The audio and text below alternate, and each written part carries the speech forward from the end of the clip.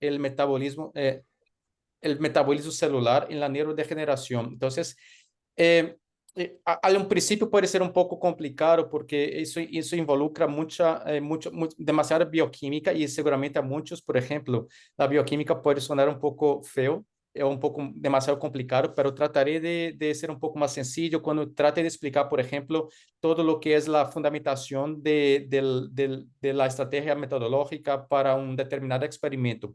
Em algum momento, eu lhes vou dar uns quantos exemplos, por exemplo, de resultados que nós temos, só como na ideia de dar-lhes mais ou menos uma perspectiva sobre que tipo de parâmetros podemos analisar e de que maneira podemos interpretar esses parâmetros. Pero me centrarei um pouquinho mais em desenho experimental, em los equipamentos e as metodologias que nós utilizamos no laboratório para que possam entender melhor sobre o que hacemos aqui.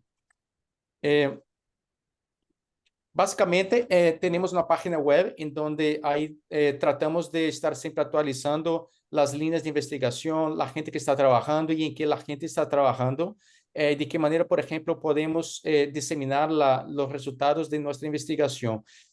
Estamos trabajando actualmente en 5 líneas de investigación, una que es una de las principales que tenemos ahora en colaboración con muchos grupos de investigación a nivel europeo y también latinoamericano. De hecho, en Colombia hay muchos que nosotros estamos trabajando, que es de qué manera las hormonas pueden tener un impacto significativo sobre la mitocondria y principalmente de qué manera la mitocondria cuando se ve afectada a lo largo de la vida, principalmente en la mujer, y eso podría ser una señal que nos indique que sea un posible mecanismo neurodegenerativo.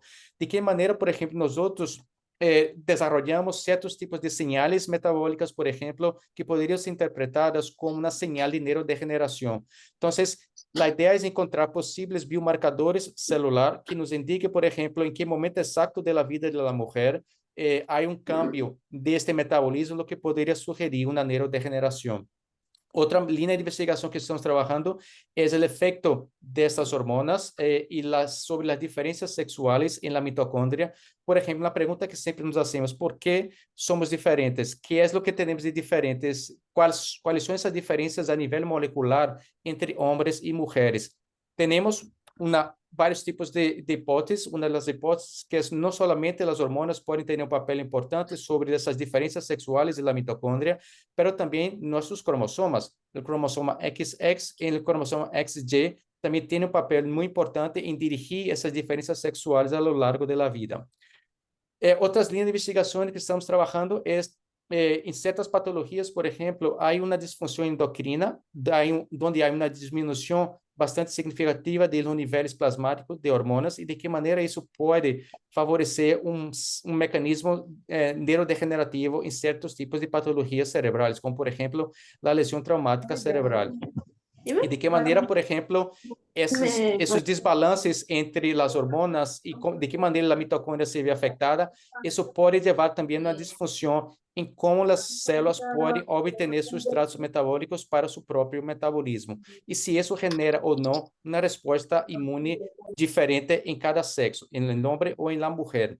Y por último, tratamos de diseñar algunas cuantas estrategias farmacológicas, sea, por ejemplo, péptidos ou drogas ou ligandos que puedan proteger a mitocondria. Nesse momento, por exemplo, estamos trabalhando com 10 novos compostos que nós sintetizamos e estamos trabalhando agora para mirar qual é a especificidade desses compostos, dessas drogas que têm a capacidade para proteger a mitocondria em um mecanismo neurodegenerativo. Pero hoje não me centraré en todas estas líneas de investigación. Voy a hablar un poquito más sobre las dos primeras, que es lo que realmente nos estamos enfocando por ahora en esos momentos con otros grupos de investigación. Pero antes de que yo les hable un poquito más sobre la metodología que nosotros utilizamos, los equipos que nosotros utilizamos y cómo podemos sacar provecho de esos equipos, antes tengo que darles un poquito más de información sobre uma informação um pouco teórica para que possam entender melhor del por que nós estamos fazendo esses experimentos e qual é a metodologia, qual é a hipótese que nós estamos propondo em order para, de alguma maneira, conseguir lograr os resultados esperados. Actualmente estamos centrando na mulher, pois um problema que está associado, por exemplo, com a vida adulta em la mulher é que a mulher passa por diferentes fases de la vida. una fase reproductiva, una fase que es la transición hacia la menopausia, donde en ese periodo que llamamos que es la perimenopausia, en donde la mujer tiene fluctuaciones hormonales, y essas fluctuações hormonais são bastante importantes porque isso leva a um cambio metabólico bastante importante em las células de la mujer, en las células cerebrales, e já no período de pós-menopausia, que é quando já nos níveis hormonais del estradiol em la sangre se encontram significativamente muito baixos. Pero consideramos que esse período de la transição endocrina de la mujer é um processo que é normal na vida de la mujer. Essa transição hacia a menopausa tem duas fases importantes, uma fase mais temprana e uma fase mais tardia.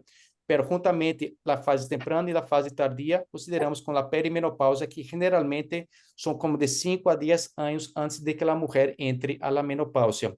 Pero durante esse período, como pode observar aqui, há um período de inflexão em donde passa de altos níveis de hormonas na sangre a um período em donde há uma diminuição bastante importante de los níveis plasmáticos. Em geral, essa perimenopausa ocorre entre os 40 anos e os 54, 55 anos. Isso não é uma regra, pode ser um pouco antes ou um pouco depois, mas em geral é entre 40 e 54 anos na vida da mulher. Pero como podem observar aqui mesmo, durante esse período da perimenopausia, há uma diminuição da captação da glucosa e há um aumento do metabolismo lipídico. Isso significa que a glucosa é o principal substrato metabólico do cérebro, pero já com a diminuição plasmática desta glucosa e da captação desta glucosa por las células cerebrales, as células necessitam outro tipo de substrato metabólico. E outro tipo de substrato metabólico que as células podem utilizar para generar energia em forma de ATP são os lípidos. Por isso que uno observa que há um aumento da captação desses lípidos, um aumento do metabolismo desses lípidos, justamente para favorecer a síntese de ATP e generar um processo de oxidação fosforilativa.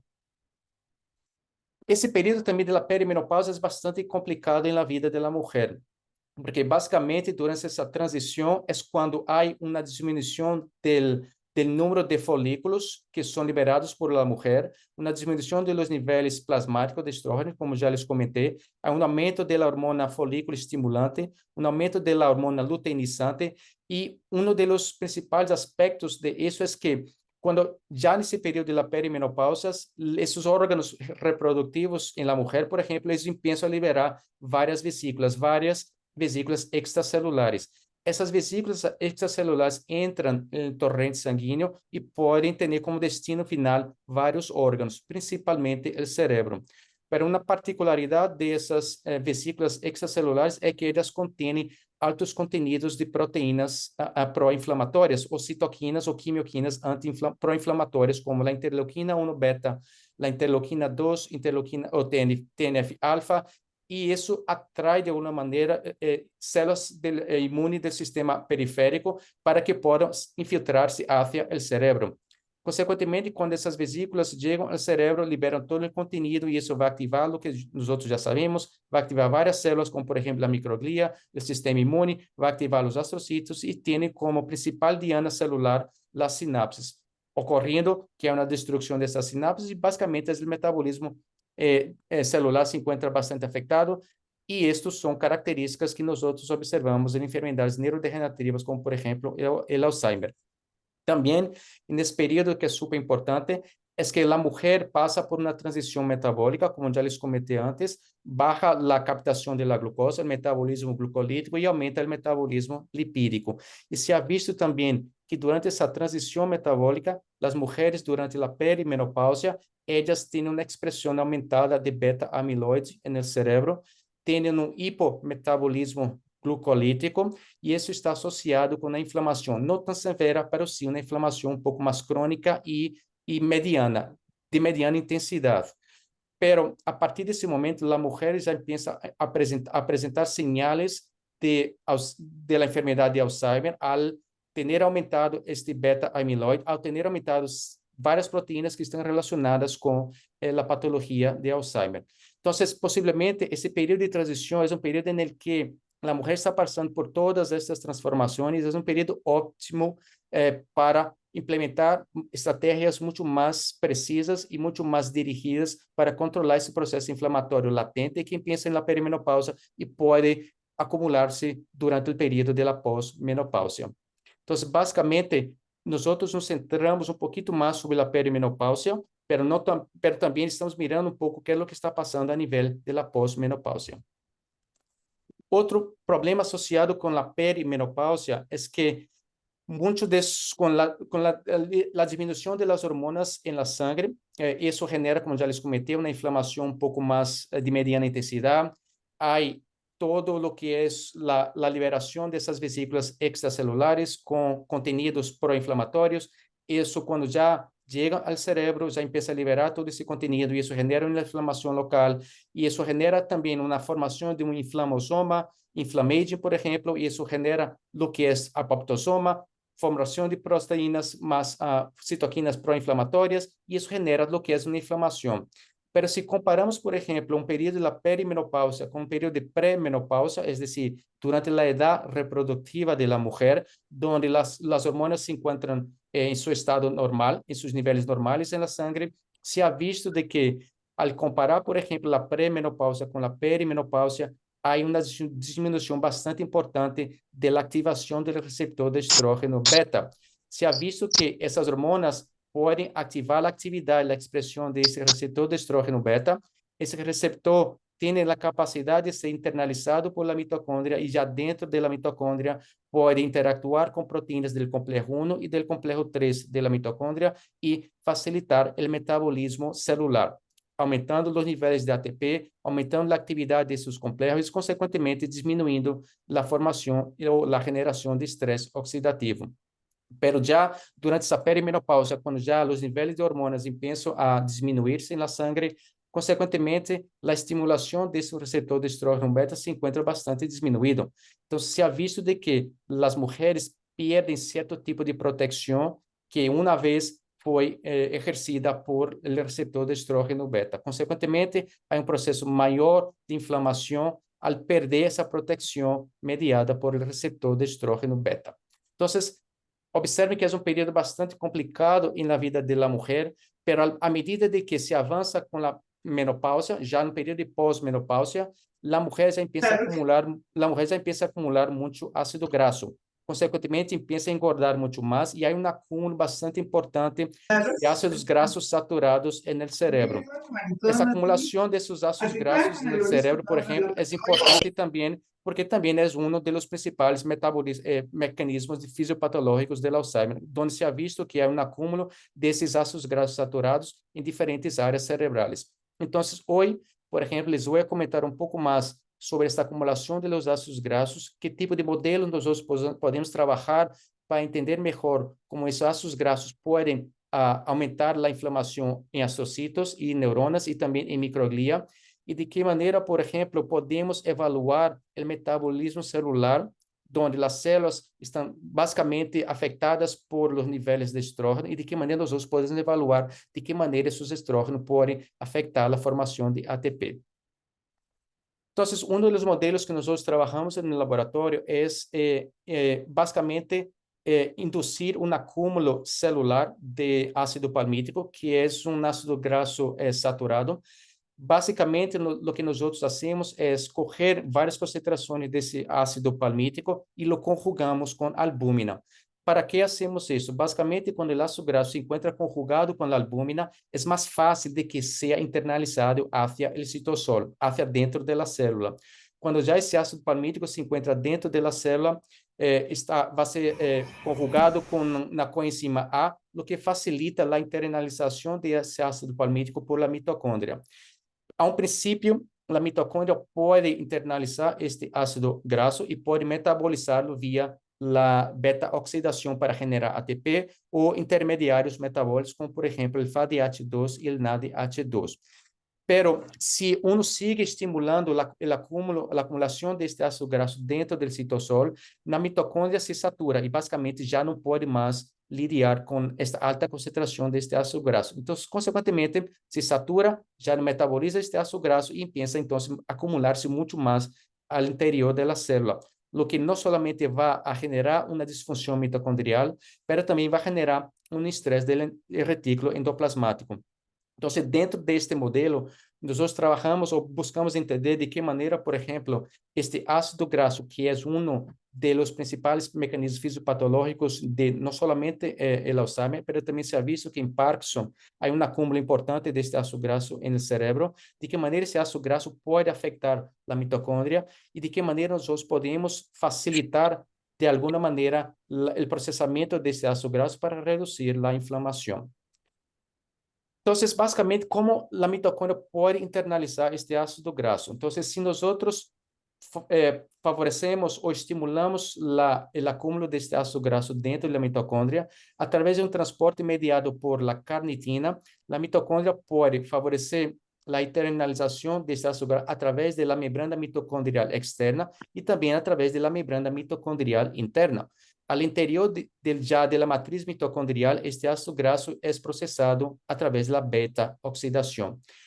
Dependiendo del número de carbonos de este ácido graso, puede generar más o menos ATP y puede generar más o menos acetil-CoA, que eso entra al ciclo de Krebs para producir mucho más ATP y mucho más intermediarios metabólicos, lo que va a alimentar la cadena transportadora de electrones. Pero una consecuencia inmediata de este acúmulo de ácido graso es que en lugar de la mitocondria internalizar este ácido graso, lo que favorece es la generación de un radical altamente reactivo, que es la acetilcarnitina o acilcarnitina. Esa acilcarnitina, que es nada más que el ácido graso conjugado con la carnitina, pero que la carnitina no está haciendo ese transporte adecuadamente, entonces pasa a acumularse en el citosol y eso va a activar varias vías inflamatorias en el citosol. Entonces, a un principio, la mitocondria puede se lidiar con este acúmulo de ese ácido graso, pero si tú sigues dando ese ácido graso en altas concentraciones a la célula, a asocitos o a microglia o las neuronas, inevitablemente va a promover su acumulación en el citosol y eso genera un proceso inflamatorio. Entonces, para que podamos entender un poquito de qué manera ese ácido palmítico puede afectar no solamente esse transporte a través de las membranas mitocondriales, pero también de qué manera puede afectar el ciclo de Krebs y también la cadena fosforilativa. Quero comentar um par de coisas aqui nesse sentido para que possam entender a metodologia que nós vamos aplicar um pouco mais adelante. Então, basicamente, o cérebro le encanta ter glucosa. Em ausência de la glucosa, como ocorre, por exemplo, na perimenopausa ou em Alzheimer, as células vão utilizar os lípidos. Então, basicamente, com o metabolismo de los lípidos, isso genera acetil-CoA.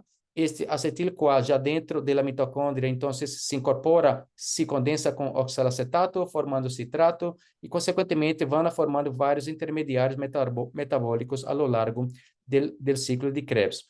O que é importante ter em conta aqui é que de esses intermediários metabólicos, como, por exemplo, o NADH e o FADH, que se genera justamente no ciclo de Krebs, estes vão alimentar tanto o complexo 1 da cadena transportadora de eletrões, como também o complexo 2 da cadena transportadora de eletrões. Então, isto alimenta e favorece e fornece não somente esses eletrões que estão carregando esses intermediários metabólicos, como também isso genera um fluxo de protões ao longo desta cadena transportadora, que agora les comentarei um pouquinho mais. Então, basicamente, há um mecanismo em onde se genera a formação de ATP no ciclo de Krebs e há também um mecanismo de fosforilação oxidativa que se vão a generar outros ATPs, ok? Então, basicamente, como ocorre essa cadena transportadora de eletrões? Então, a mitocôndria tem duas membranas, uma membrana mitocondrial externa e uma membrana mitocondrial interna. A externa é permeável a muitas coisas, a interna é impermeável a quase todo. Isso significa que deve proteger a qualquer custo as proteínas da cadena transportadora de eletrões, assim como todas as reações bioquímicas que ocorrem na matriz mitocondrial. Então, basicamente, quando há uma perda desta permeabilidade mitocondrial na membrana mitocondrial interna, isso significa que a mitocôndria se encontra bastante afetada. Então, em geral, há 4 complexos da cadena transportadora de eletrões e uma ATP sintasa. Esta ATP sintasa, em alguns livros e alguns artigos, por exemplo, lo consideram como um complexo 5, pero em realidade há 4 complexos mais a ATP sintasa. En el complejo 1, que es el más grande, básicamente va a recibir los electrones que los da el NADH, que viene tanto de la glucólisis como también del ciclo de Krebs. Todos esos NADH van a llegar al complejo 1 y van a entregar sus electrones a diferentes centros de hierro y azufre hasta un aceptor final, que en este caso es la coenzima Q. En el complejo 2 llegan los FADH2 que se forman en el ciclo de Krebs y básicamente entregan sus electrones a diferentes centros del complejo 2 hasta el aceptor final, que es una segunda molécula de coenzima Q. Esa coenzima Q entonces llega al complejo 3, donde entregan 2 electrones de una coenzima Q y los otros 2 electrones de la segunda coenzima Q que viene desde el complejo 2. Entonces llegan 2 coenzimas Q al complejo 3 y eso genera un problema, porque básicamente el aceptor final del complejo 3 es el citocromo C y este citocromo C solamente puede transportar un electrón de a vez. Significa que solo un citocromo C transporta un electrón del complejo 3 al complejo 4. Y ya, cuando ya se oxida el citocromo C en el complejo 4, eso favorece la transferencia al oxígeno que se reduce y forma agua. Lo que es importante entender aquí es que a lo largo de la transferencia de esos electrones, a lo largo de esos complejos de la cadena transportadora de electrones, eso favorece el bombeo de protones. Básicamente, protones son bombeados en el complejo 1, en el complejo 3 y el complejo 4. Y eso sigue a favor de un gradiente de reducción. Por eso que, por ejemplo, en el complejo 1 y el complejo 3, donde hay un menor gradiente de reducción, hay un mayor bombeo de protones, mientras que ya en el complejo 4 ya hay una mayor actividad de reducción y, consecuentemente, se bombean menos protones. Esos protones entonces se acumulan en el espacio intermembranal y, consecuentemente, la célula va a utilizar este gradiente de concentración entre el espacio intermembranal y la matriz mitocondrial, que es negativa, mientras que el espacio intermembranal es positivo. Entonces, ese gradiente favorece la internalización de sus protones a través de la ATP sintasa, que tiene partes que son móviles. Esas partes móviles se mueven con el flujo de sus protones de vuelta hacia la matriz mitocondrial, lo que genera una fuerza protomotriz, consecuentemente fosforilando ADP en ATP. Y luego después, este ATP tiene que salir de la mitocondria a través de un transportador ADP-ATP, ¿ok? Entonces, para entender un poco esto, es importante que ese acúmulo de protones es lo que va a generar essa força protomotriz na ATP sintasa, consequentemente facilitando a formação das moleculitas de ATP. O interior da mitocôndria é negativo, mientras que o espaço intermembranal é positivo, o que genera gradiente que chamamos de potencial de membrana mitocondrial. E a célula deve, a qualquer custo, manter esse potencial de membrana mitocondrial. Então, como eu les comentei, no complexo 3, que as partes, esses dois diagramas acá que les estou comentando, chegam 2 moleculitas de coenzima Q, pero o aceptor final do complexo 3 é um citocromo C, que solamente pode transportar um electrón. Então, isso genera um problema para o complexo 3. A célula lo que hace é, quando chega a primeira coenzima Q desde o complexo 1 com 2 electrones, uno de sus electrones lo aloja básicamente o lo mete en un sitio que se llama de QO. QO es la parte más superficial, mientras la QI es la parte más profunda hacia la matriz mitocondrial. Y es de una manera es para proteger que ese electrón se escape, y si se escapa, el oxígeno lo va a captar, lo va a tomar y consecuentemente se convierte en una especie reactiva de oxígeno. Entonces, una manera de meter ese electrón en la parte más profunda de este complejo es para evitar justamente que se escape. Entonces, un electrón entonces, que está en la parte más superficial, lo toma el citocromo C y lo transporta al complejo 4. Cuando llega la segunda moleculita coenzima Q con otros 2 electrones desde el complejo 2, lo va a meter en la parte más superficial. Un segundo citocromo C lo toma y lo transporta al complejo 4. Y el segundo electrón lo mete en la parte más profunda donde ya hay un electrón. Consecuentemente, el segundo electrón completamente se reduce una segunda moleculita de coenzima Q y regresa al inicio del ciclo. A este ciclo que les acabo de comentar, llamamos de ciclo Q. Es una manera de evitar que sus electrones se escapen y que el oxígeno los tome y los convierta en especies reactivas de oxígeno.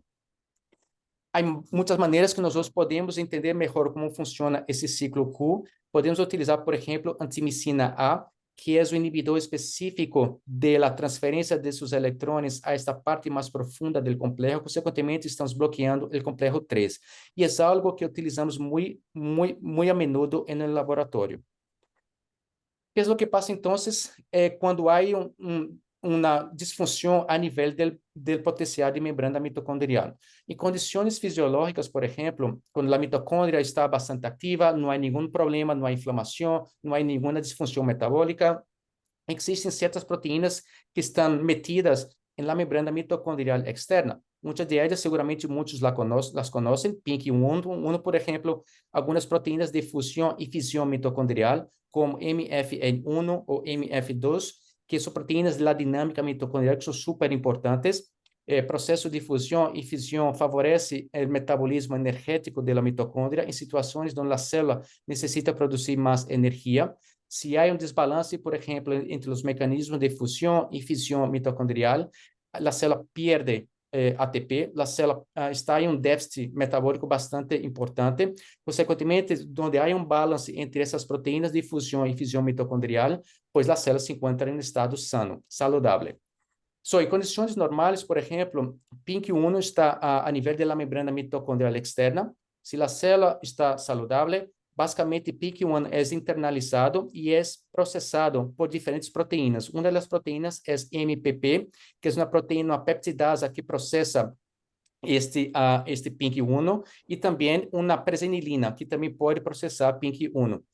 Quando PINK1 é processado ao interior da mitocôndria, é exportado hacia o citosol para que seja degradado via o proteasoma.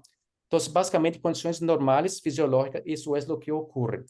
Já em condições patológicas, realmente, quando a mitocôndria tem um déficit do potencial de membrana mitocondrial, quando há uma disfunção sobre como a mitocôndria pode regular as cargas positivas e negativas entre a matriz mitocondrial e o espaço intermembranal, e há uma diminuição deste potencial, a célula o que vai fazer é basicamente inibir o processo de síntese de ATP e não vai consumir mais ATP. Então, para evitar que a célula siga consumindo ATP, quando há uma diminuição desse potencial de membrana mitocondrial, a célula passa a expressar uma proteína que se chama ATP1F. Esse ATP1F é um inibidor que basicamente revierte de alguma maneira a hidrólise de ATP. É decir, que a célula já vai parar de hidrolisar ATP hasta que não pueda restabelecer o potencial de membrana mitocondrial. E quando há uma diminuição desse potencial de membrana mitocondrial, que é muito fácil de ver, de investigar nas células, em lugar de PINK1 ser processado ao interior da mitocôndria, então queda basicamente aí tranquilito na membrana mitocondrial externa. E isso favorece o recrutamento de Parkin, isso forma um complexo e, consequentemente, ativa um processo de mitofagia. E diminui, por suposto, os processos de fusão e fissão mitocondrial, então a célula já entra um processo apoptótico, mitofágico e outros processos de morte celular programada, se não se recupera esse potencial de membrana mitocondrial. Então, se, por exemplo, alguém tem interesse realmente de mirar se a célula está em seu estado mais saudável, ou se a mitocôndria está saudável, muito facilmente, solamente se pode mirar o potencial de membrana mitocondrial, comparando, por exemplo, células que foram tratadas com sua droga, seu composto, por exemplo, e com células controles, uno pode saber se o potencial de membrana mitocondrial se encontra aumentado ou se encontra diminuído. Lo que sí nosotros empezamos a mirar un poquito más es de qué manera, por ejemplo, este ácido palmítico puede facilitar, puede inducir la muerte celular. Con estudiante de doctorado que se graduó el año pasado, de hecho, fue estudiante de la Javeriana en Bogotá. Yo fui profesor en la Javeriana en Bogotá por muchos años, pero ahora me encuentro en Irlanda. Entonces, en uno de sus experimentos, que es bastante básico, lo que hizo Oscar fue tratar la mitocondria, perdón, tratar las células microgliales, la microglia, com diferentes concentrações de ácido palmítico e mirou de que maneira esse ácido palmítico pode induzir a morte celular. Então, utilizando, por exemplo, tinções ou colorantes, como, por exemplo, o ioduro de propídio, que é muito sencillo. O ioduro de propídio te dá mais ou menos uma ideia da viabilidade celular. O que podes ver aqui em rojo, basicamente, é a tinção, células marcadas com o ioduro de propídio. Si las células se encuentran saludables, con la membrana plasmática intacta, básicamente no observamos la tinción por dioduro de propíleo. Pero si la membrana plasmática no se encuentra intacta, eso significa que facilita la internalización de este colorante y consecuentemente que tiene la habilidad de teñir el ADN de las células que se encuentran dañadas. Entonces, básicamente, lo que pueden observar aquí en rojo son todas las células que se encuentran en una fase más tardía de la apoptosis, cuando ya la membrana plasmática se encuentra completamente comprometida, así como la membrana nuclear, y la célula ya pierde el mecanismo de semipermeabilidad de su membrana plasmática. Entonces, aquí, como pueden observar, hay una concentración bastante suprafisiológica de este ácido palmítico, 250 micromolar. Observamos una muerte celular bastante importante de las células microgliales. Al comparar, por ejemplo, con un marcador, que es HUST, HUST va a marcar todas las células, independiente si están vivas o si están muertas. Cuando hacemos, por ejemplo, una colocalización entre estioduro de propíleo y HUST, podemos determinar aquellas células que se encuentran en una fase apoptótica más temprana o una fase apoptótica más tardía, ¿ok? Entonces, es una buena manera inicial de interpretar, por ejemplo, de qué manera sus compuestos, sean ellos tóxicos o sean ellos neuroprotectores, pueden afectar la viabilidad celular. Para mirar un poquito también de qué manera, por ejemplo, el palmítico puede afectar el potencial de membrana mitocondrial. Un excelente marcador es TMRM. TMRM es un nombre bastante largo, pero básicamente es una tinción, es también un colorante. Lo único que necesita hacer es añadir ese colorante en el medio de cultivo de las células. Entonces, dejarlos, por ejemplo, por unos 15 minutos, 20 minutos en la oscuridad completa, con la plaquita tapada completamente, y luego después, utilizando el microscopio de fluorescencia en rojo, uno puede verificar, por ejemplo, las células que perdieron el potencial de membrana mitocondrial. Como pueden observar acá, las células cuando están expuestas a este palmítico, hay una disminución del potencial de membrana mitocondrial, lo que pueden observar aquí. Una de las fosfolípidos de la mitocondria que es súper importante para la permeabilidad mitocondrial es la cardiolipina. Entonces, si uno quiere, por ejemplo, marcar mitocondria, hay un marcador que se llama NAU. Este NAU es noni-acridina, es un nombre bastante largo que no me acuerdo ahora, pero NAU es una tinción colorante que uno añade en el medio de cultivo y básicamente va a marcar todo lo que es mitocondria. Pero más interesantemente de este NAU es que no solamente va a marcar todas las mitocondrias, pero también va a marcar un fosfolípido que es específico de la membrana mitocondrial interna, que es la cardiolipina. La cardiolipina, tiene una participación súper importante en los mecanismos apoptóticos. Entonces, si hay una inflamación, no solamente a nivel mitocondrial, pero hay una inflamación también a nivel citosólico, por ejemplo, la cardiolipina se oxida. Y cuando la cardiolipina se oxida, ambas la membrana mitocondrial interna y la externa, ellas se tocan y eso se forma un canal. Y este canal, por ejemplo, se ha visto y se ha publicado en unos artículos en Nature, en Science, por ejemplo, y cuando se forma ese canal, es justamente ese canal por donde sale el citocromo C. El citocromo C, como saben, cuando ya es translocado, transportado hacia el citosol, va a activar lo que es apoptosoma. Entonces, la oxidación de la cardiolipina es también un buen termómetro para determinar si la mitocondria se encuentra afectada o no. Entonces, como pueden observar acá con el ácido palmítico, hay una disminución de la tinción con NAU, lo que sugiere de que básicamente hay una mayor oxidación de este fosfolípido de la mitocondria, lo que puede de alguna manera ser interpretado como una inflamación local. Hay diferentes tipos de marcadores de estrés oxidativo que uno puede evaluar. Hay varias tinciones que están disponibles también. Es súper fácil. Uno solamente cultiva las células, trata las células con los compuestos y básicamente utiliza dihidroetidina o bien diclorofluoresceína para mirar superóxido y peróxido de hidrógeno. Entonces, como pueden observar aquí, con ese ácido palmítico hay un aumento de la concentración de ambos niveles de estrés oxidativo. Entonces, esas son tensiones que en general son súper baratas, cuesta más o menos como 100 euros, 100 dólares más o menos, y uno tiene para años, de verdad. Entonces, porque utiliza una concentración súper baja de esas tensiones, y uno puede obtener resultados súper interesantes utilizando solamente una microscopía de fluorescencia. Outros marcadores que eu les aconselho para mirar um pouco mais da função mitocondrial é um marcador que é de 8 óxido oxo, de guanina, é um nome bastante largo, mas em geral é bastante interessante porque isso, se há uma expressão aumentada desse marcador, desta distinção também, isso indica um maior dano ao DNA. Então, com o palmítico, como podem observar aqui em verde, esse é o marcador para este dano ao DNA. Quando há muito estresse oxidativo, uma das principais consequências é que isso pode favorecer o metabolismo de lípidos, principalmente lípidos a nível da mitocôndria, fosfolípidos, mas também fosfolípidos na membrana plasmática. E isso genera uma maior peroxidação lipídica. Então, utilizando esse marcador hidroxinonenal, por exemplo, é uma atenção colorante e também uno pode ter mais ou menos uma ideia da concentração ou os níveis de peroxidação lipídica. E também, quando há um aumento do estresse oxidativo e a inflamação, basicamente, essas espécies reativas se unem às proteínas e formam proteínas altamente reativas. Então, para identificar essas proteínas que estão afetadas por esse estresse oxidativo, uno pode utilizar este marcador 3NT, que é também na atenção, e o que uno pode observar acá em rojo é basicamente de que maneira esse estresse oxidativo pode estar afetando a estrutura das proteínas.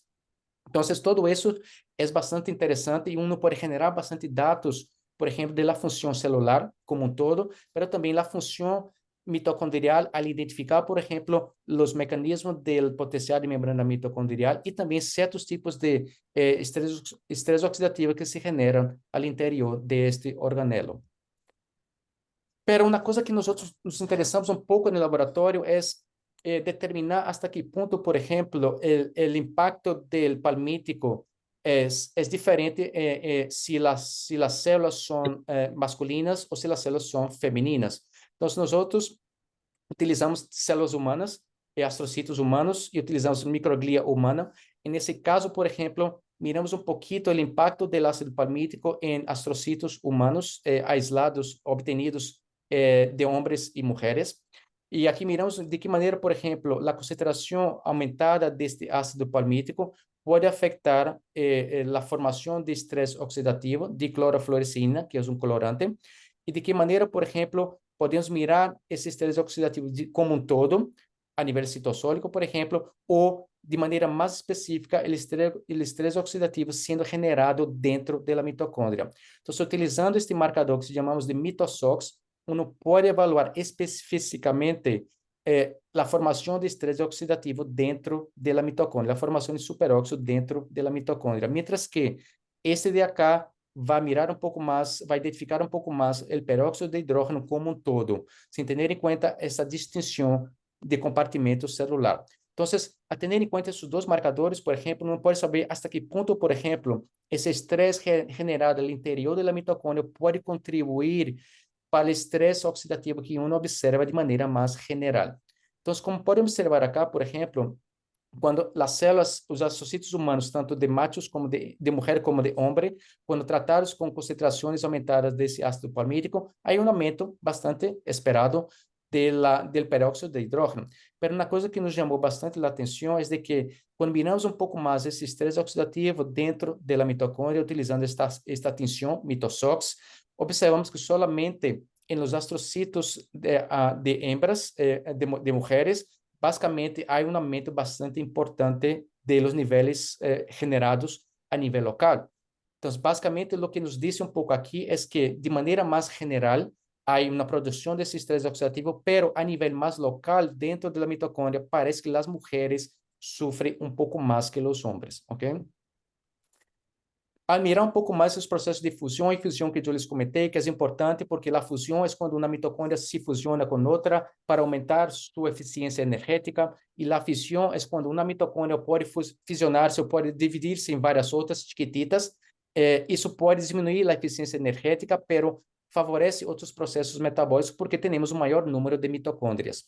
Então, como pode observar acá, a nível fisiológico, as diferenças de sexo, por exemplo, em asocitos humanos, encontramos que certas proteínas de fusão e proteínas de fissão mitocondrial são bastante diferentes dependentes do sexo. Em alguns casos, encontramos que as mulheres expressam mais as proteínas los hombres no hay tanta diferencia y que los hombres pueden expresar una proteína u otra. Pero cuando ya estimulamos un poco los astrocitos humanos expuestos al ácido palmítico, encontramos que essas diferenças são um pouco mais visíveis, um pouco mais claras. Por exemplo, em certos casos, por exemplo, observamos que para certas proteínas, os homens basicamente têm menos problemas, mas observamos que quando as mulheres estão expostas a este ácido palmítico, parece que as mulheres sofrem um pouco mais, os associados de mulheres sofrem um pouco mais que os homens, ok? Então, isso nos pode dar muitas indicações de que de que maneira, por exemplo, cada sexo ou cada celulita pode portar-se de alguma maneira quando são expostas a concentrações muito altas de ácido palmítico. E com relação à função respiratória das células, por exemplo, quisimos mirar um pouco mais a nível basal como se encontram expressados os complexos da cadeia transportadora de eletrões. Sabendo, por exemplo, que para certos complexos, por exemplo, certas proteínas que fazem parte dos complexos, eles podem ser generados localmente na mitocôndria. Sabemos que a mitocôndria tem seu próprio ribossoma, seu próprio DNA, que é circular, e sabemos que algumas proteínas também podem ser codificadas no núcleo. Consequentemente, logo depois são transportadas, são codificadas no núcleo, logo depois são sintetizadas por ribossomas no citosol e logo depois são transportadas hacia a mitocôndria. Então, quando miramos um pouco mais, por exemplo, aquelas proteínas que são sintetizadas localmente dentro da mitocôndria, observamos que basicamente certas proteínas do complexo 1 são maiormente expressadas nas mulheres. E outras proteínas, por exemplo, que são codificadas no núcleo, como por exemplo essas que fazem parte do complexo 3 e do complexo 4, são maiormente expressadas nos homens, o que poderia sugerir realmente de que parece que aquelas proteínas que fazem parte dos complexos da cadeia transportadora de eletrões estão melhor expressados quando sintetizadas localmente. Para saber mais ou menos até que ponto elas se comportam, por exemplo, quando são expostas ao ácido palmítico, como podem observar acá, há uma diferenças bastante importantes da expressão destas proteínas quando as celulitas são expostas ao ácido palmítico. Maiormente, as mulheres quando são expostas ao ácido palmítico, expressam muito mais essas proteínas que os homens para certos complexos. Como, por exemplo, o complexo 2, a mulher pode expressar um pouco mais, mas, em geral, como podem observar acá, os machos, quando são expostos ao ácido palmítico, expressam muito mais essas proteínas, o que nos sugere de que, basicamente, as mulheres estão maiormente afetadas quando são expostas ao ácido palmítico que os homens. Então, hasta que ponto, por exemplo, isso poderia afetar a formação de ATP? Hasta que ponto, por exemplo, isso poderia afetar o ciclo de Krebs? Hasta que ponto isso poderia afetar o fluxo de protones ao longo da cadeia transportadora de eletrões? Essas são várias perguntas que nós hemos hecho ao longo desses 2 anos. Então, para tentar explicar um pouquinho isto, quero volver um pouco à bioquímica e volver um pouco mais também à teoria. Quando, por exemplo, há um acúmulo dessas proteínas, quando há um acúmulo deste ácido palmítico, a célula pode responder inicialmente para tentar resolver este acúmulo de ácido palmítico no citosol. Então, basicamente, a célula vai lançar uma resposta ou vai ativar uma resposta que a ideia é tentar convertir parte destes ácidos graxos em moléculas mais neutras, que chamamos. São moléculas que não causam nenhum dano à célula. Porque se deixam livres os ácidos graxos no citosol, isso ativa vários mecanismos inflamatórios. Mas para evitar a ativação desses mecanismos, o que faz a célula é tratar de convertê-los em ácidos graxos em um glicerol de uma forma mais neutra. Essa forma mais neutra chamamos de gotículas de lípidos ou lipid droplets. Os lipid droplets são um acúmulo, basicamente, desses ácidos graxos que são convertidos em triacilgliceroles, que é uma forma mais neutra, e, consequentemente, isso não ativa processos inflamatórios ao interior da célula. Então, quando ocorre este acúmulo desses ácidos graxos que observamos no cérebro de mulheres pós-menopáusicas ou também na patologia de Alzheimer, a célula ativa um mecanismo mediado por PLIN5. PLIN5 é uma proteína que chamamos de perilipin 5. É uma família bastante larga, dependendo de tecido pode ter uma proteína específica. A nível cerebral, PLIN5 é a que mais se encontra expressada em várias áreas cerebrais, como, por exemplo, hipocampo, estriado e corteza frontal. Então, PLIN5, quando se ativa, por exemplo, o que hace é tomar esses ácidos graxos e basicamente converti-los em gotículas de lípidos. Consequentemente, é um mecanismo de proteção. Pero essas gotículas de lípidos têm uma função super importante. Eles são organelos bastante dinâmicos. Isso significa de que se as células, por exemplo, não são capazes de captar glucosa para seu próprio metabolismo, as células podem obter energia através da hidrólise de ácidos graxos. Então, como essas gotículas de lípidos são ricas em ácidos graxos, o que fazem as células basicamente é degradar ou hidrolisar essas gotículas de lípidos para obter ácidos graxos. Esses graxos se internalizam hacia a mitocôndria, participam do processo de beta-oxidação, são metabolizados para formar ATP e intermediários redutores como NADH2 e FADH2. Então, basicamente, essas gotículas de lípidos são dinâmicas porque as células, isso vai depender das necessidades celulares. Se há muitos lípidos, uno observa muito mais a formação dessas gotículas de lípidos, pero se não chega glucosa às células, as células podem hidrolisar essas gotículas de lípidos e, consequentemente, podem obter ácidos graxos para seu próprio metabolismo.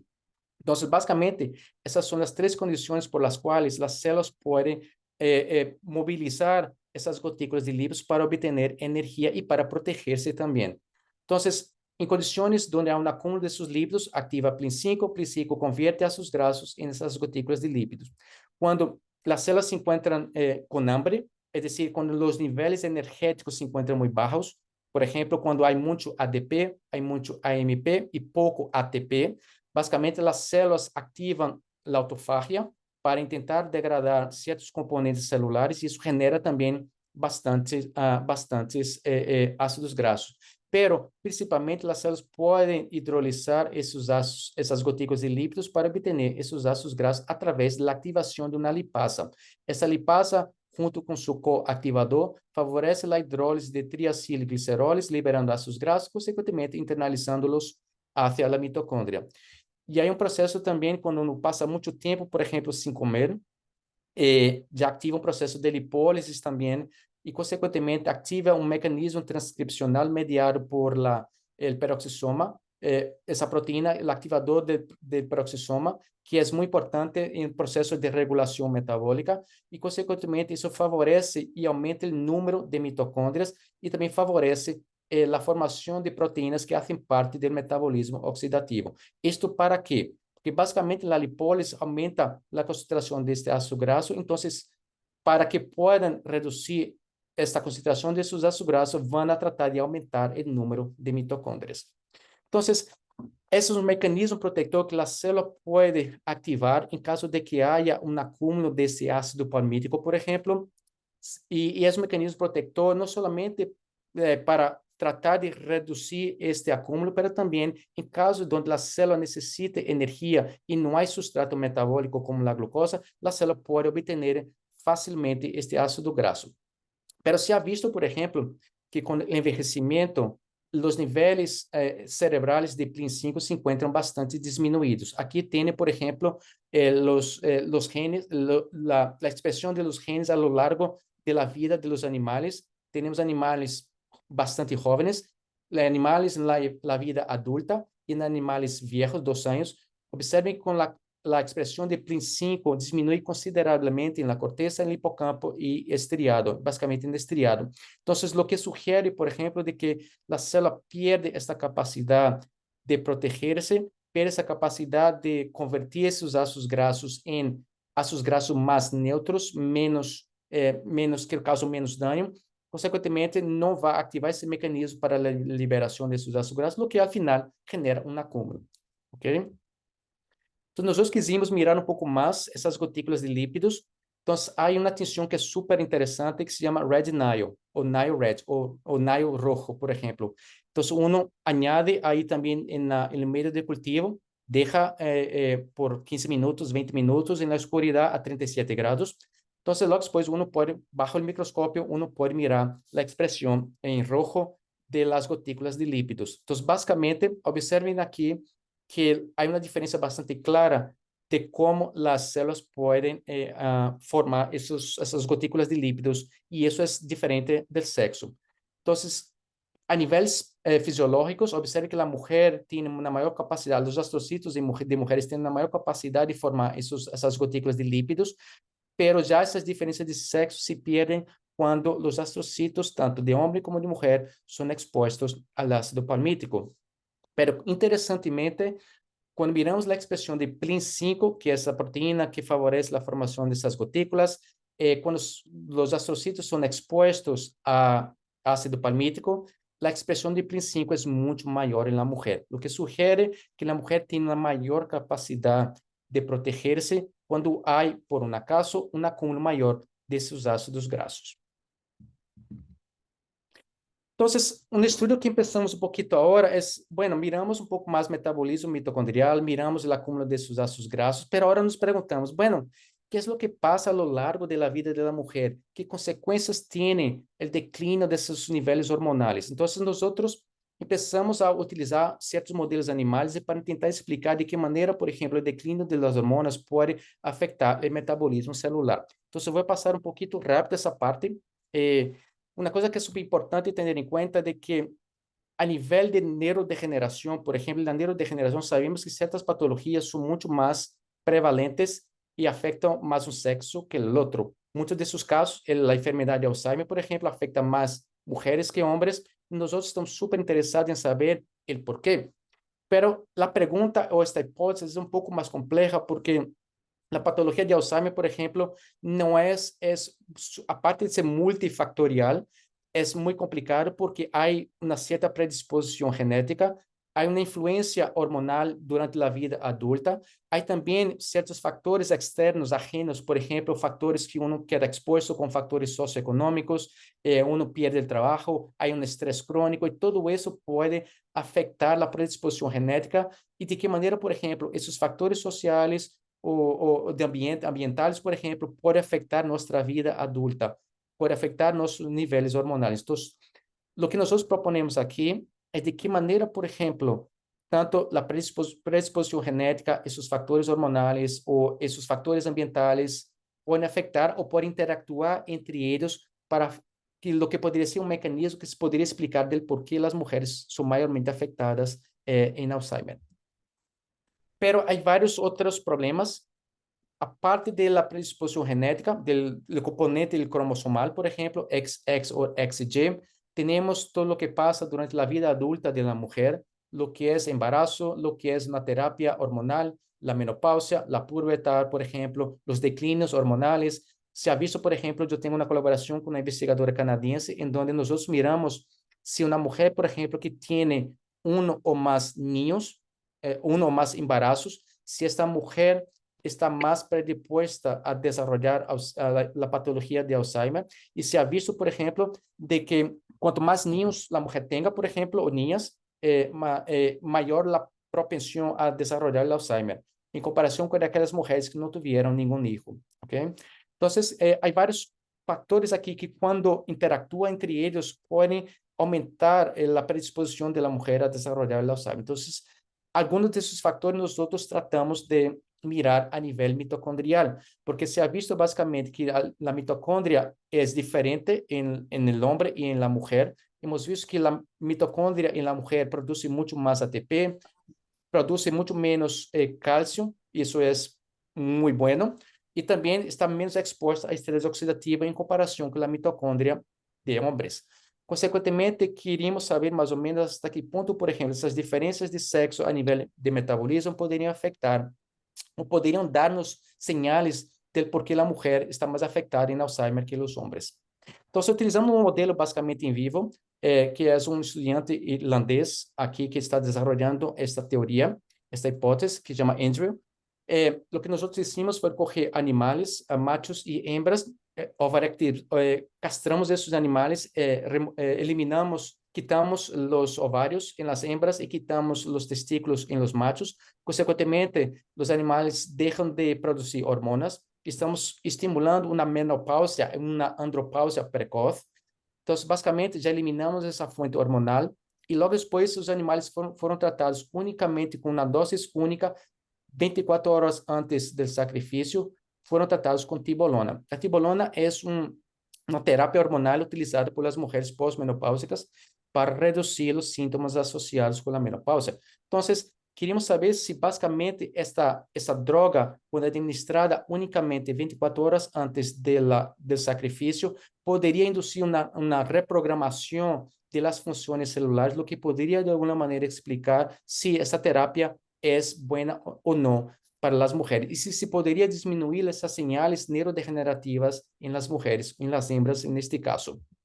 Então, utilizamos basicamente este modelo em vivo, cortamos um gramo da corteza pré-frontal, lo enviamos a uma empresa para que hiciera uma proteômica e utilizamos diferentes estratégias bioinformáticas para analisar este proteoma. Então, vou passar um pouco rápido isto para mostrar-lhes um par de coisas. Uno es que nosotros tenemos tres variables. Una variable que es el sexo. Tenemos el animal macho y hembra. Teníamos un animal en los cuales nosotros quitamos los ovarios y los testículos, es decir, quitamos la fuente hormonal. Y tenemos una otra variable que es el tratamiento hormonal con la tibolona. Entonces, analizamos al principio esas variables de manera independiente, el sexo. Encontramos que dentro los clusters que están altamente regulados, el principal es básicamente el metabolismo mitocondrial. Cuando analizamos, por ejemplo, la presencia o ausencia de gónadas, es decir, la presencia o ausencia de las hormonas, encontramos también que el metabolismo mitocondrial es uno de los principales clusters asociados con esta variable. Quando identificamos mais ou menos que clusters estão altamente regulados quando administramos esse tratamento hormonal a los animais, sem ter em conta, por exemplo, o sexo, encontramos que, novamente, o metabolismo mitocondrial se encontra muito aumentado em estas células. Então, o que é importante ter em conta acá é que, independente da variável que nós hemos analisado, parece que há componente mitocondrial bastante evidente aqui, o que nos poderia indicar que a mitocôndria é factor clave em los mecanismos neurodegenerativos. Por quê? Porque, basicamente, quando unimos todos esses clusters que estão altamente significativos, o cluster mais altamente regulado é de la enfermedade de Alzheimer. Então, o que poderia sugerir, basicamente, de que, al quitar essas hormonas de seus animais, podemos favorecer sinais de que indiquem de que esses animais podem, em um futuro, desenvolver a patologia de Alzheimer. Então, se abrimos um pouco mais esse cluster, temos um total de 117 proteínas. Encontramos também, basicamente, que muitas dessas proteínas pertenecem ao complexo 1 e ao complexo 2 e também ao complexo 3 da cadeia transportadora de eletrões. Al mirar um pouco mais essa perspectiva, encontramos de maneira muito significativa que APP, por exemplo, nos aparece também como uma proteína altamente regulada, do que vai de acordo, basicamente, a que encontramos com o cluster altamente regulado, que é Alzheimer. Pero, dentro de todas as funções celulares que encontramos desreguladas ou reguladas em nosso modelo, há componente da fosforilação oxidativa bastante forte, há transporte intracelular que se encontra também alterado se quitamos as hormonas, há processo de degradação das proteínas que também se encontram bastante alterados e também processo de sinalização do cálcio. Pero bueno, encontramos isso em modelo animal, certo? Pero agora, que é o que passa quando miramos isso em modelo humano?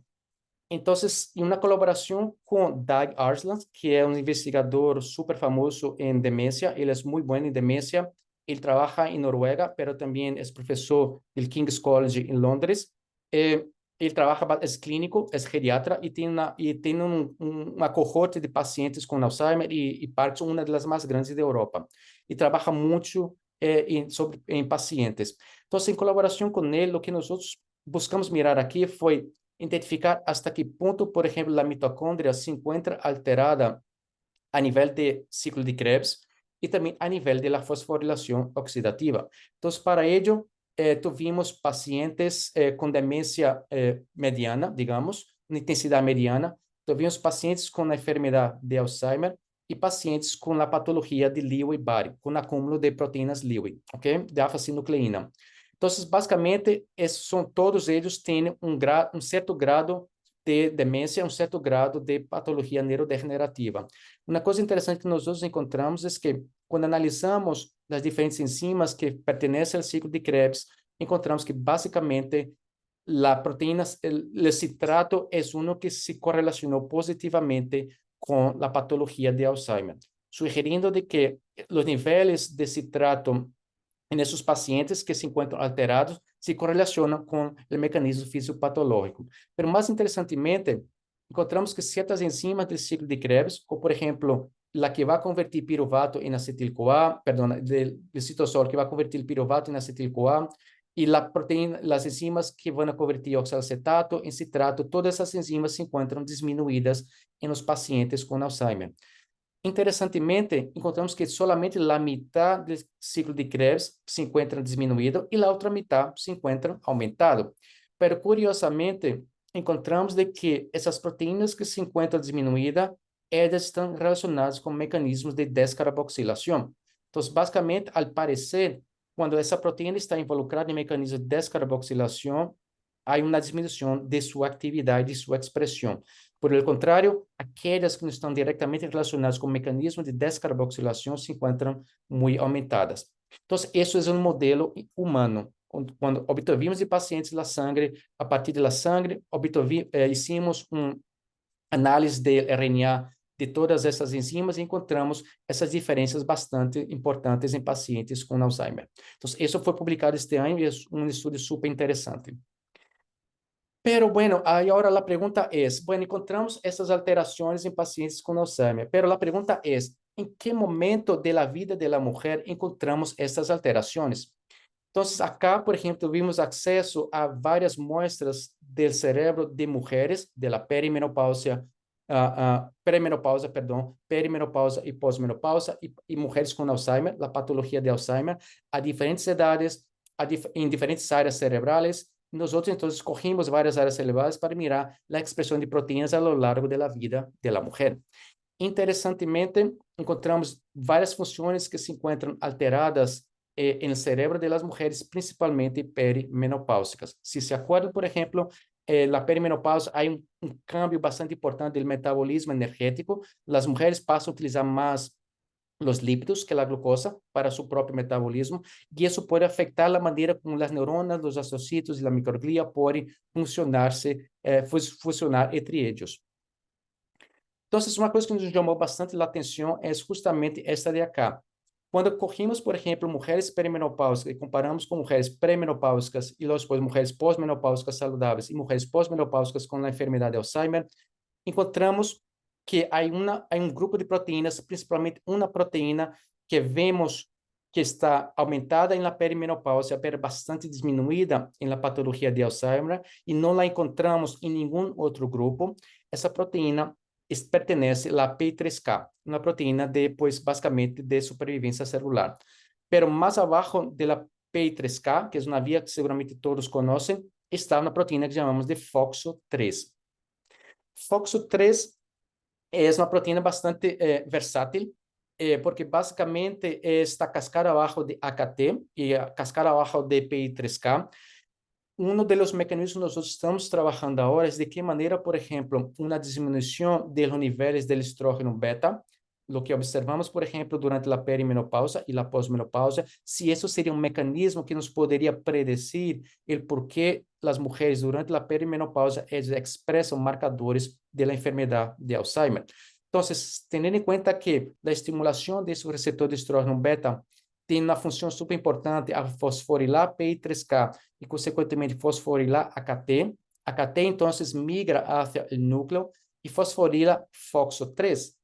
FOXO3 fosforilado sai do núcleo fosforilado e, consequentemente, é degradado via proteasoma. Então, isso diminui a concentração de FOXO3 dentro da célula. FOXO3, se não sabem, basicamente é, junto com cloto, é uma das proteínas mais comumente conhecidas como proteínas associadas com a longevidade.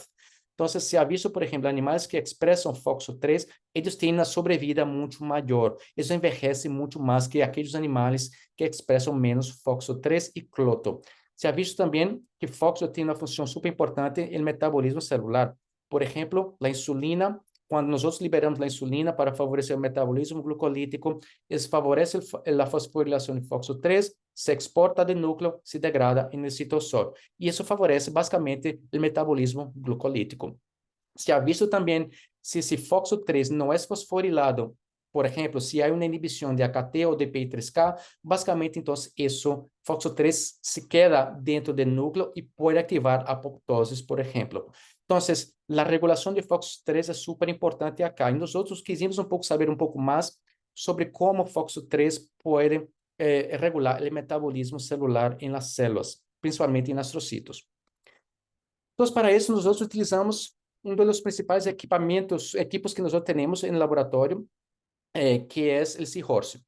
Eu me acordo que durante minha maestria, por exemplo, eu utilizava algo bastante assim, bastante rústico, bastante sencillo, que é onde uno põe acá, por exemplo, o homogenado de nossas celulitas ou mitocôndria aislada.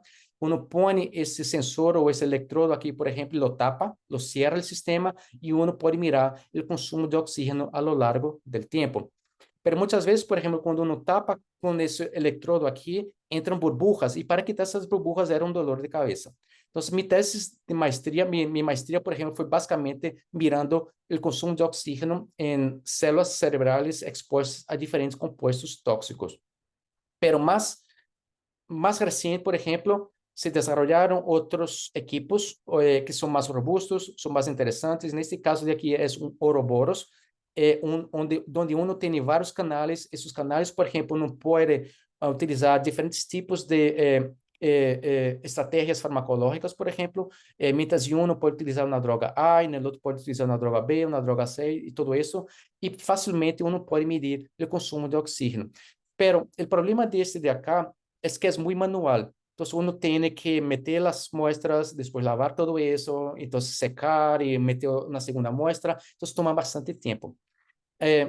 Pero eso da mucha, ese equipo te da mucha flexibilidad para el estudio del metabolismo celular. Por otro lado, nosotros recién compramos este equipo, que es el Seahorse.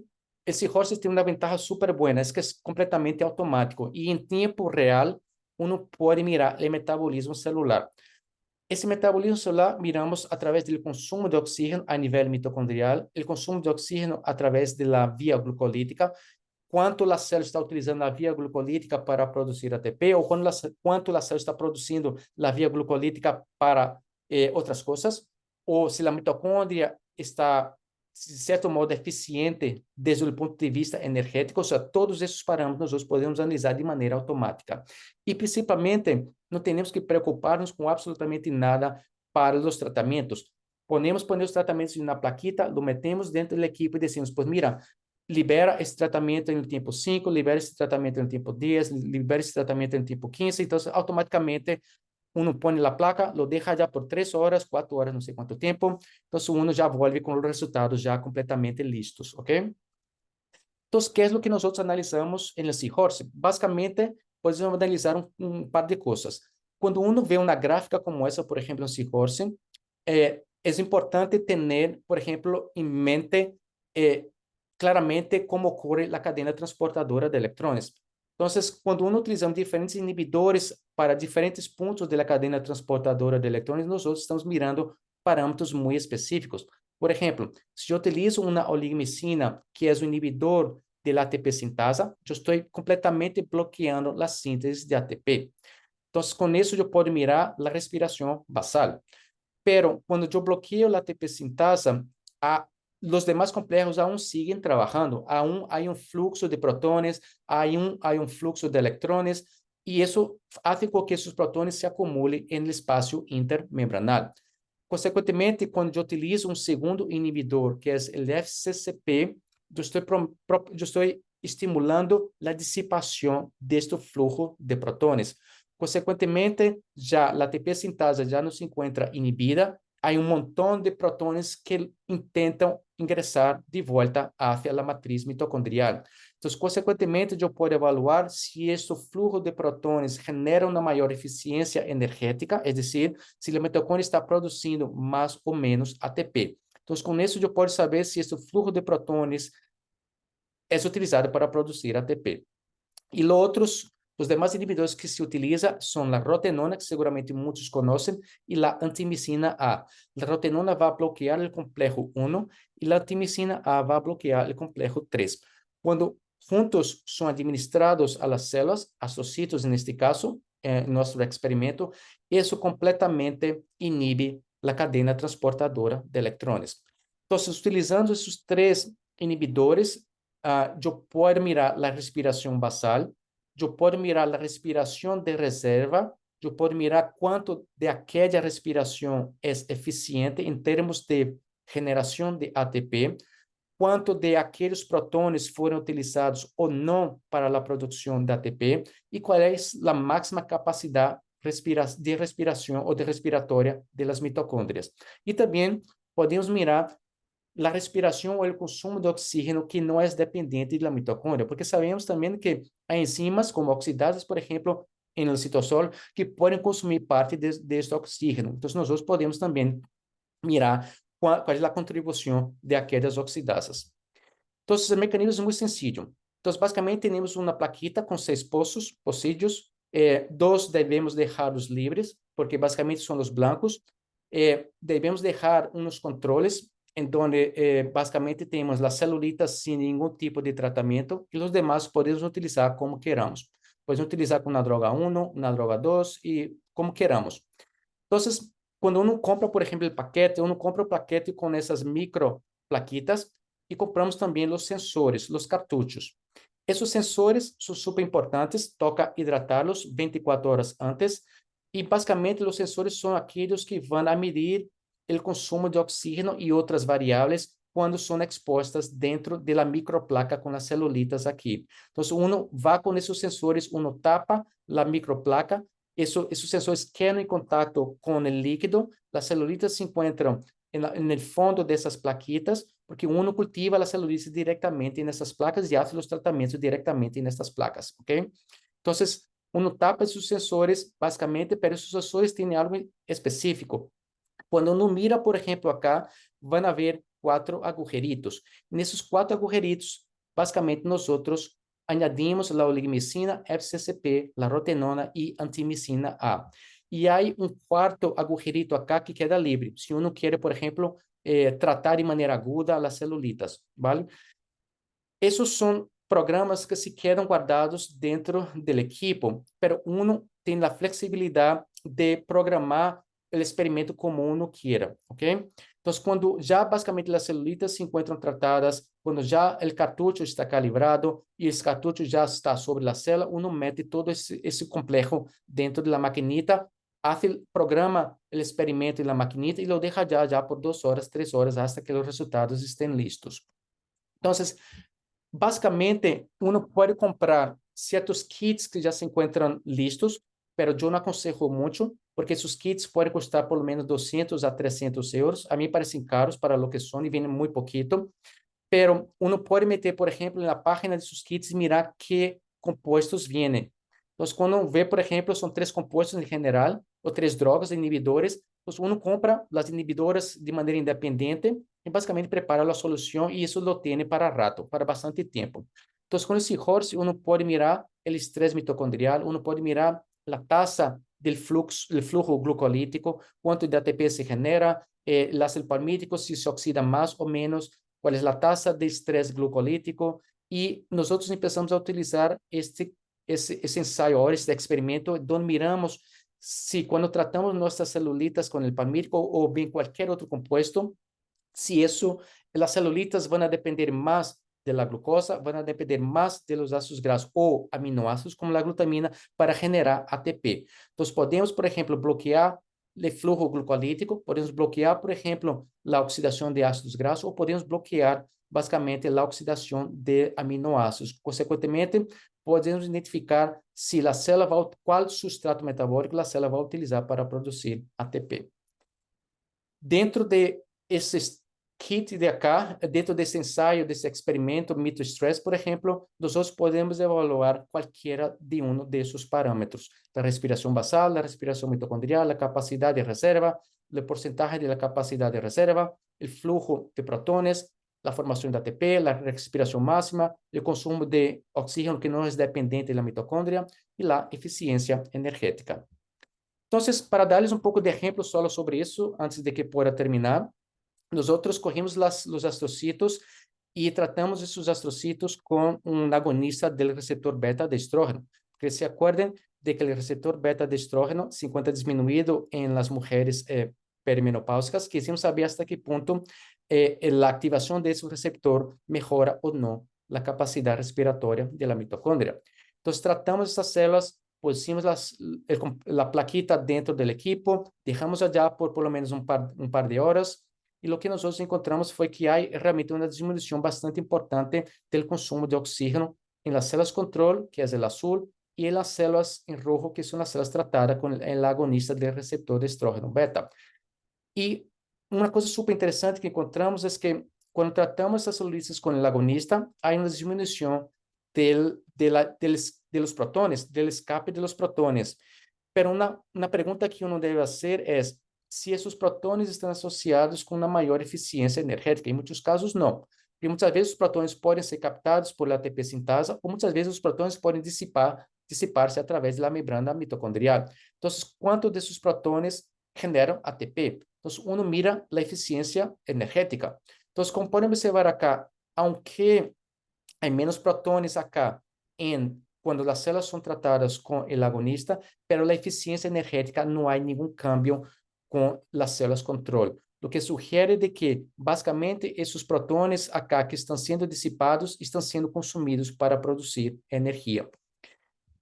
Quando tratamos as mesmas celulitas com o inibidor de PI3K, que é o que inibiria FOXO, que é a proteína que eu les comentei, quando nós observamos que poderia estar implicada em el Alzheimer, por exemplo, e também em la perimenopausia, encontramos que quando tratamos com o inibidor de PI3K, inibindo consequentemente FOXO, há uma diferença desses protones, pero muito mais interessante, há uma redução super importante da eficiência energética da mitocôndria. Consequentemente, o que pode sugerir que quando se inibe PI3K, quando se inibe FOXO, isso debilita a mitocôndria, consequentemente, há um maior fluxo de protones, pero esses protones não estão diretamente relacionados com uma maior eficiência energética. Basicamente, as células estão perdendo energia e, consequentemente, podem morrer. Então, basicamente, esses são os experimentos que nós tratamos de utilizar no laboratório.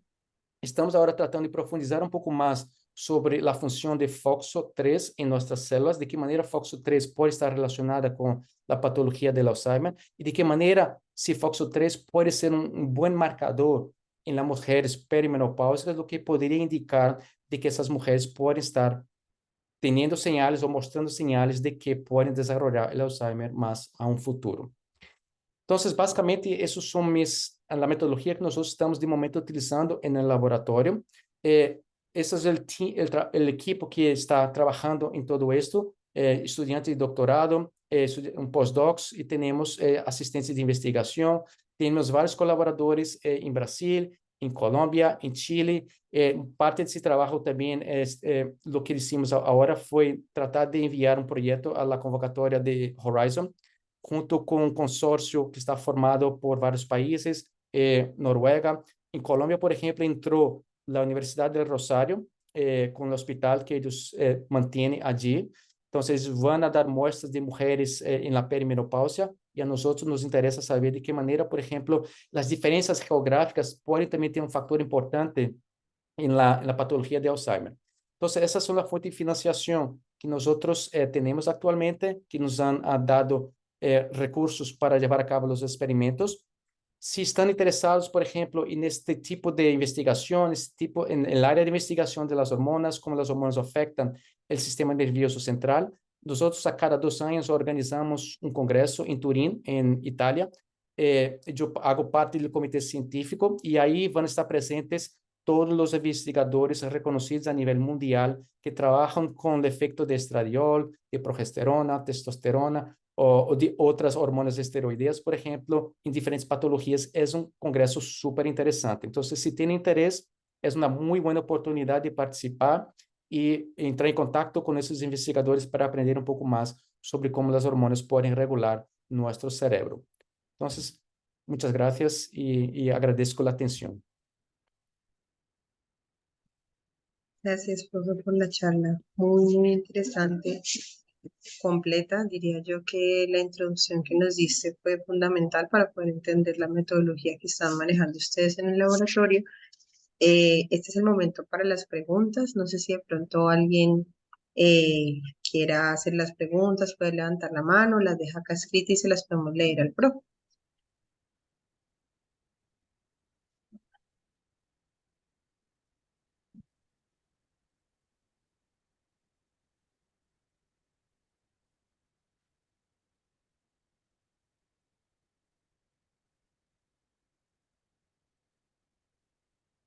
O entendieron todo o no entendieron nada.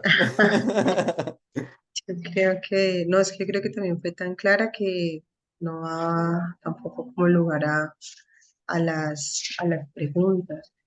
Yo también quiero invitar a los que tienen interés, por ejemplo, si tienen interés en seguir esta línea de investigación, esa área de investigación, pues a mí me parece que es una área de investigación que está bastante en moda por ahora, está bastante en alta, principalmente para intentar entender, por ejemplo, la salud de la mujer, de qué manera podemos proteger mejor la salud de la mujer. Entonces, yo creo que pueden entrar en contacto conmigo, yo con mucho gusto puedo apoyarlos en lo que necesiten para estudios de posgrado o lo que sea. Entonces, yo creo que es una área que está creciendo bastante ahora y se ha visto también, por ejemplo, de qué manera las hormonas afectan en la salud mental, porque eso, después de la pandemia, por ejemplo, la Unión Europea y también en Estados Unidos están poniendo mucho dinero sobre la salud mental. Las personas que están afectadas por la pandemia, por ejemplo, con el coronavirus, de qué manera se afectó, por ejemplo, tanto aislamiento afectó la salud mental de las mujeres y de los hombres. Entonces, particularmente las mujeres que tienen una mayor predisposición a disfunciones mentales, como por ejemplo depresión, ansiedad y todo eso. Entonces,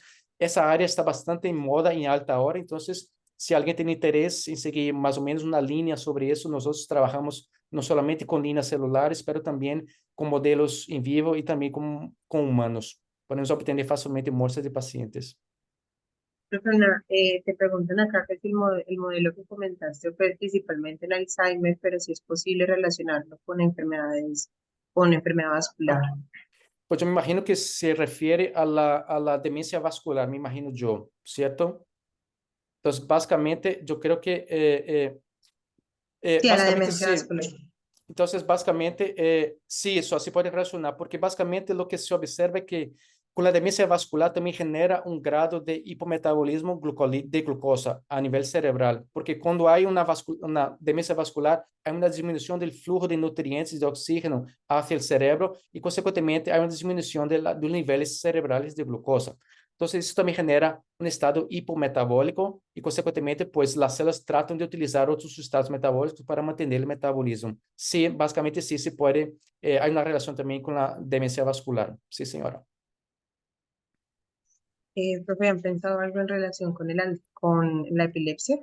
De pronto.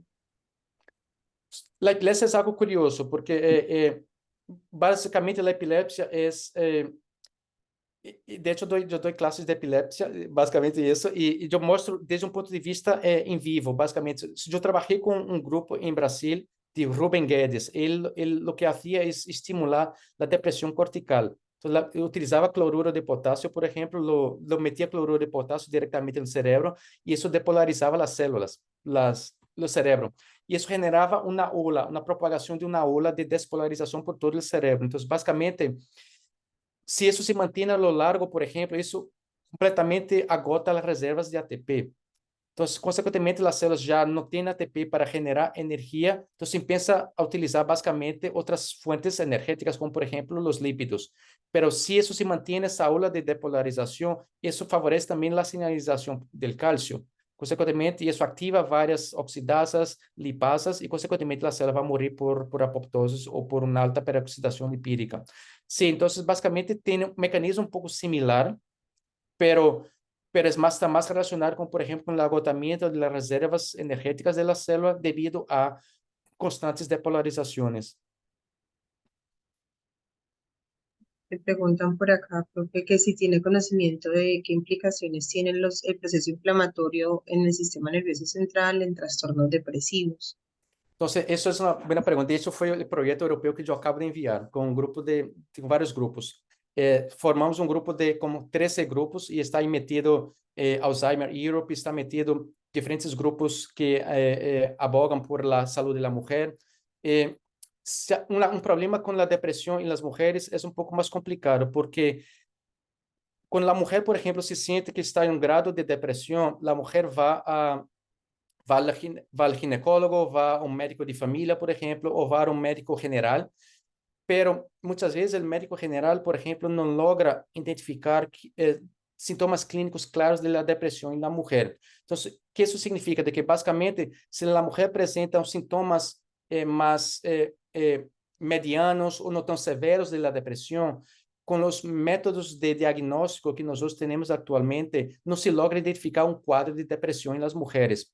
Si ellas no pasan de ese threshold, no sé si me hago claro, pero si há uma depressão mais severa, isso se logra de alguma maneira identificar a través de los métodos de diagnóstico, como por ejemplo a ressonância e todo esto. Entonces la mujer es diagnosticada con esa depresión, entonces empieza el tratamiento para intentar revertir este cuadro, pero yo diría que 70% de las mujeres que buscan a un médico, ellas no sufren de una depresión severa, la depresión es de un grado más bajo, más inferior, y los médicos no logran identificar o diagnosticar esa depresión. Entonces, básicamente, la mujer no es diagnosticada, la mujer se devuelve a la casa, pero eso implica que eso genera un proceso crónico de inflamación. Esse processo crônico de inflamação que não é tratado porque não se logrou identificar essa depressão, passa a um estado muito mais sério, e se a mulher tem uma certa predisposição genética, se ha visto, por exemplo, que há certos tipos de polimorfismo de los receptores de estrógeno, o beta principalmente, pode generar uma maior predisposição desta mulher a um grado maior de depressão. Então, basicamente, essa depressão aumenta a um grado mais severo, e se ha visto de que a depressão a um grado mais severo é um fator de risco para o desenvolvimento de demência e a patologia de Alzheimer. Então, consequentemente, essas mulheres que não são diagnosticadas a tempo, por exemplo, não recebem um tratamento a tempo, então, elas evolucionam consequentemente a um grado de demência, e isso já é um pouco mais complicado de tratar-se. Ok? Então, esse é um problema com a depressão, la verdade, e é um pouco triste e ver de que a maioria dessas mulheres que sofrem depressão, elas não são atendidas, elas não são consideradas como para possíveis tratamentos farmacológicos, e isso evoluciona cada vez mais a um processo inflamatório mais crônico e mais tardio. E, consequentemente, para quando já se identifica o grau de depressão nessas mulheres, é um pouco tarde, porque eles já apresentam um quadro de demência e Alzheimer. Espero. Profe, una preguntita más que creo que va en relación con lo que estaban mencionando ahorita, y es que si de pronto ustedes han evaluado diferencias entre enfermedades neurodegenerativas de presentación tardía versus las de presentación temprana, por ejemplo, mediante caracterización metabológica de pacientes. Sí, entonces, nosotros con el grupo noruego, básicamente, si nosotros ya hicimos un análisis de lipidômica, de hecho, de lipidômica e transcriptômica, não hicimos de metabolômica A1. Então, o que nós hicimos foi basicamente mirar, por exemplo, se pacientes com um Alzheimer temprano versus um Alzheimer tardio, por exemplo, se há uma diferença sobre como metabolismo, principalmente relacionado com o contenido de lípidos, se encontra alterado. Então, o que nós observamos a nível de lipidômica, por exemplo, de que en las mujeres principalmente hay una alteración del metabolismo de omega 3 y omega 6, principalmente aquellos relacionados con la concentración de ácido araquidónico. Entonces, observamos que básicamente las mujeres presentan más ácido araquidónico que los hombres, mas en un estadio más severo de la patología que en comparación con aquellas mujeres a un estadio más temprano de la patología. Entonces, básicamente, sí hay una diferencia clara sobre como, por exemplo, esses lípidos são mediadores inflamatórios nos pacientes com diferentes estadios da patologia, pero basicamente não hemos visto desde o ponto de vista metabolômico. Eu creio que eu creio que eu creio que é algo que nós outros estamos planteando um pouco mais agora. Profe, y otra más, y es que si de pronto en la enfermedad de Parkinson, ¿cómo se encuentra el metabolismo mitocondrial en mujeres comparado con el de hombres en la sustancia negra?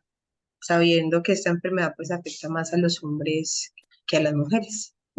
Bueno, entonces ahí tem uma anedota, de hecho, basicamente, aunque afecta más los hombres que las mujeres, pero las mujeres tienen un prognóstico mucho más severo que los hombres cuando están afectadas por el Parkinson. Apesar de que uno ve que más hombres están afectados, pero las mujeres tienen un prognóstico mucho más severo que los hombres.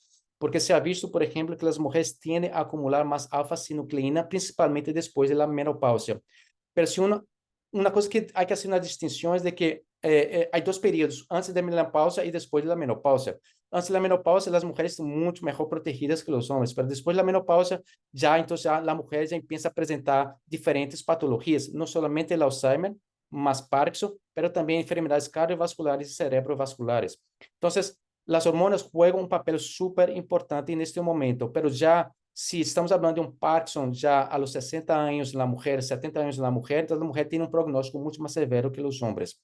Entonces, el metabolismo se encuentra mucho más alterado a este nivel, por ejemplo, si comparamos con una mujer premenopáusica o una mujer perimenopáusica, por supuesto. Pero una cosa que juega un papel importante es que la testosterona en los hombres, por ejemplo, se mantiene hasta los 60 años de edad, muchas veces a los 70. Uno ve, por ejemplo, que hombres a los 60 o los 70 embarazan a una mujer, por ejemplo. Entonces, eso es curioso. Pero si la testosterona, por ejemplo, no baja de manera tan drástica, tan dramática como el estradiol en la mujer, entonces eso genera de alguna manera una cierta protección a los hombres que ya la mujer pierde a partir de los 40 años de edad. Listo, profe, muchísimas gracias. Por acá también se suman muchos agradecimientos a tu presentación. También muchísimas gracias a las personas que nos vieron, que se quedaron hasta las preguntas y a las personas que nos están acompañando desde el Facebook Live también. Gracias por su asistencia. Profe, gracias. Creo que cerramos con broche de oro. Sí, Muy muchas chéveres gracias hasta por la todos los atención, días. muchas gracias por la oportunidad. A los que tienen interés en el tema, yo con mucho gusto puedo hablar de oportunidades. Ahí les dejo mi correo, por ejemplo, en Sí, el eso te chat. iba a decir que si nos podrías escribir el correo ahí en el chat para Sí, que un las correo en el personas chat para que me interesadas escriban puedan. directamente, para que yo pueda tener cualquier duda, si tienen cualquier duda, posibilidades de trabajar juntos, colaboraciones. Yo muy abierta a colaboraciones, a mí me encantaría colaborar más con colombianos en el área y yo creo que eso sería súper interesante. Muchas gracias. Gracias a todos. Gracias, profe. Gracias. Chao. Chao, hasta luego. Hasta luego a todos.